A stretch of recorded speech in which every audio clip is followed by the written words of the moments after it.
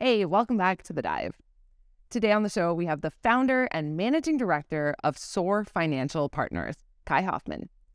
Kai's joining us today to answer some of our questions about earnings season, the Fed, electric vehicles slashing prices, China considering a ban on solar wafer technology, uranium, and gold.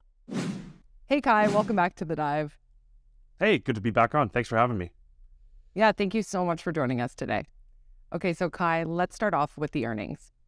Alphabet, Apple, Amazon, and Meta are among the companies that are scheduled to report fourth quarter financial results this week.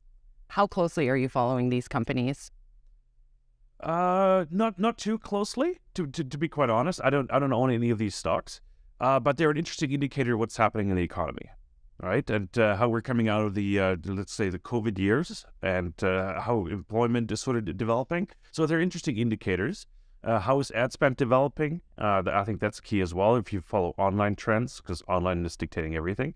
And it is interesting, but it's not something I set the alarm to and just wait at 9:01 or so Eastern time for the numbers to come out or be online and live stream to discuss those numbers. But they're interesting indicators for sure. According to the Fed Watch tool, investors are pricing a 25 basis point hike this week. What is your take on where the Fed goes from here, and how is it going to impact the resource sector? It's an interesting question because you added the resource part to it, right? Which, as soon as the Fed started raising rates back in March 2022, the wallets were shut of investors. They were afraid to put money out. Financing markets dried up, and that's changing now. Everybody expects the Fed to stop raising rates or slowing down dramatically. Yeah, you mentioned 25 basis points. Maybe we'll get one more raise after that, but everybody expects that's it. I'm not sure what camp I'm in personally. It's tough to comment on what the Fed does. Yes, they are slowing down. The language has gotten softer on future raises, on the hikes, and the market feels way more comfortable investing money again, especially in the resource part. We've seen a flurry of financings the last 2 weeks, actually. It's like record highs or 12-month, 49-week highs in total dollars raised. Larger deals are being done. The banks are comfortable coming in again, and that is changing. So, and the Fed, I think, is the is like the tip of the scale there, because everybody's watching what's what is happening. How's the U.S. dollar reacting? How's gold reacting? And since gold is the number one indicator for sentiment, it doesn't matter if you're in lithium or copper. And gold dictates the mood in the markets, and gold is doing great right now, so everybody's happy, obviously.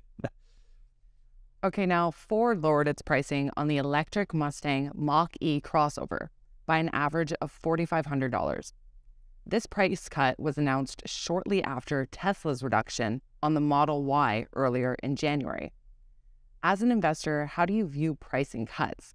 Are we going to see this as a trend for electric vehicles? Oh, that's a good question. I'm not sure, to be honest. Prices need to come down at some point. Lithium is in a bubble, depending on who you talk to. So resources and input materials have been spiking, but then copper again has quite a bit of catch up to do to get even back to $5. So those spending cuts also tells me that there was a lot of fat and priced in, meaning maybe government tax credits that the companies were just skimming off the top, and they didn't need that. Like, that was just built into the price.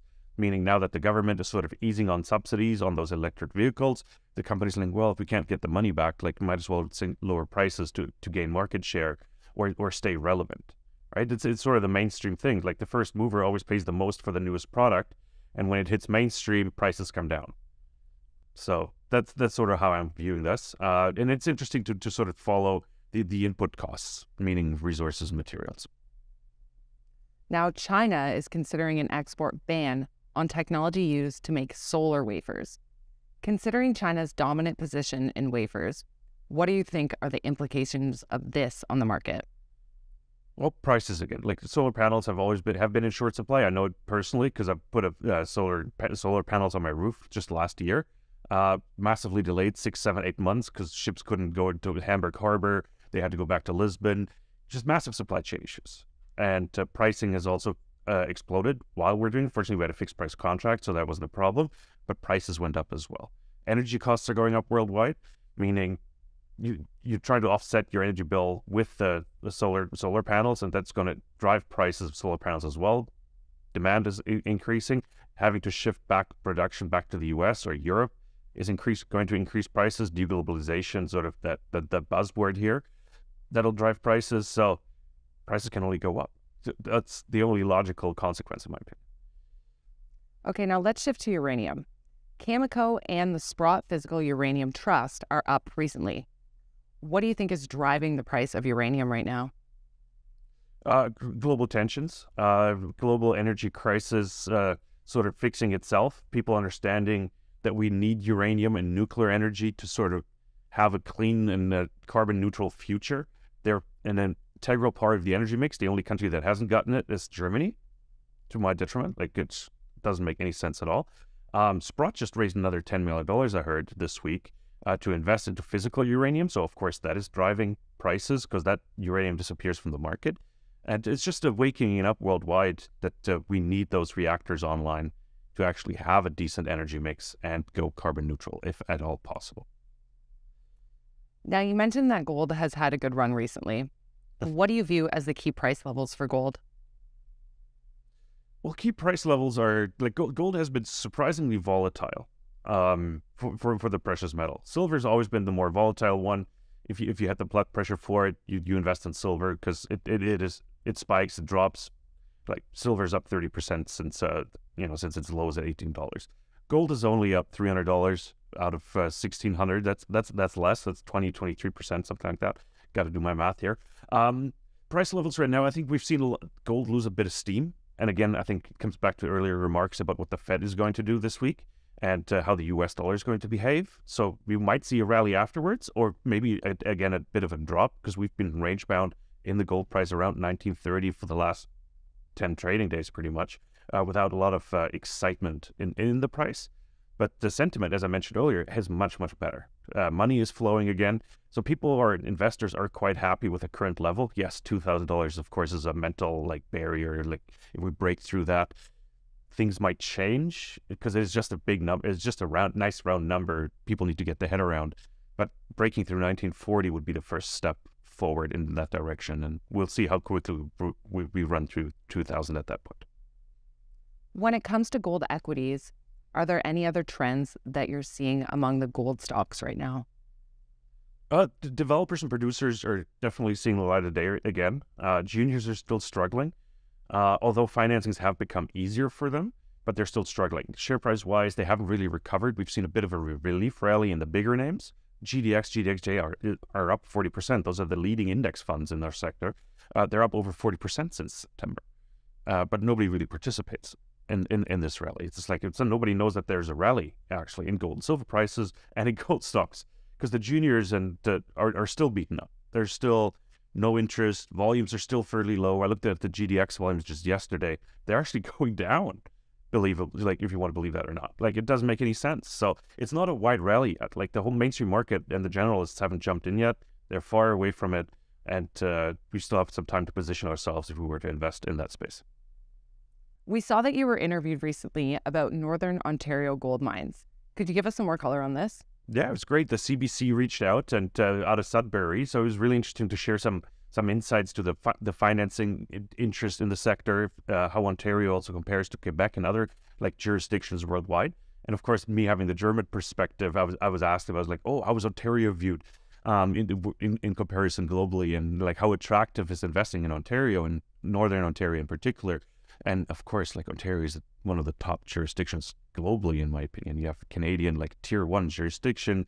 You have somewhat stable legal system where you can plan, you can finance, you have the flow through credits would help you explore. So it's a fantastic jurisdiction, right? So we're just not seeing enough yet. There needs to be a bit of a boom again, sort of in Timmins area and other areas in Northern Ontario, Wawa area, and just north of Thunder Bay. I think there's lots of stuff happening. So, you mentioned earlier that the juniors were struggling. Do you think that it makes sense to be investing in juniors at this stage of the markets? Absolutely. I'm actually fairly bullish right now. If you watch some of my interviews and conversations I've had with the guests on my program, well, maybe in November, December, I was even negative. I'm not, I was behind the stories, behind the market. I didn't see any interest. that has changed. Like walking around also here in Vancouver the last few days, seeing the money flowing into the sector, something is changing. Sentiment is changing, and it always starts at the top. It starts with the big companies, and it'll trickle down to the juniors. There are some excellent exploration companies in the junior space that have raised capital in the recent weeks and months, that some of them just raised money in mid-December. They just closed the book before year end, raised $35 million in some for massive exploration programs. So I've turned bullish. I've turned really bullish on some of the names. There's some, as I said, amazing exploration teams and management teams out there that are still undervalued. They're still like neglected and not looked at. And that's the opportunity, I think. If you need some more certainty, I think that's the best you can get right now. And seeing the money flow into the sector, I think, should change a few people's minds. Okay, so last question we have for you here, Kai. Where can our viewers go to hear more of your commentary? Yeah, just go to youtube.com/Soar Financial. That's our YouTube channel, or follow us on Twitter @Soar Financial. And my personal account is @JRMiningGuy on Twitter as well. Appreciate any follows, reach out. I think the DMs are open on Twitter as well. Just feel free to reach out. It'd be great to hear from you. Okay, great. Well, that's all we have for you today. Thank you so much for coming on and sharing your expertise with us today. Thanks, Cassandra. It was great speaking with you. Thank you so much for tuning in today. We will be back again tomorrow with another great interview, so be sure you don't miss out by subscribing below and hitting that little notification bell. Bye.